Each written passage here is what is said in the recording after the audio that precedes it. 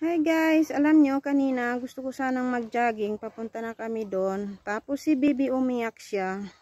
Kaya yon hindi talaga kami natuloy. Ito talaga yung buhay, mami. Yeah, may umiiyak na sa'yo, iniiyakan ka. Dati lalaki umiiyak. Charot ha, ngayon naman baby. Hindi, joke lang.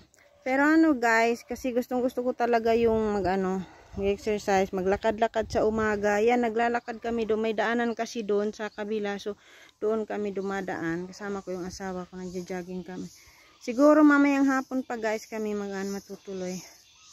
Kahapon kasi karga-karga ko si baby. Yung namalingki kami. Ha, sobrang pagod ko. Makiting dito.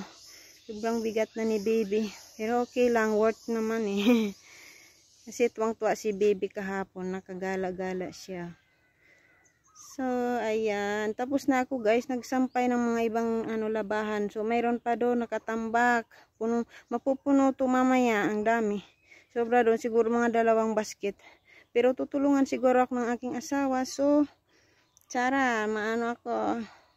Siya yung taga-banlaw. Ako naman yung taga-kusot tsaka brass. Ayan. Kaya hindi naman mahirap. Tinutulungan niya ako kasi sa lahat ng mga gawain. Thankful ako sa aking asawa kasi masipag. Ayun, tsaka mapagmahal. Thank you.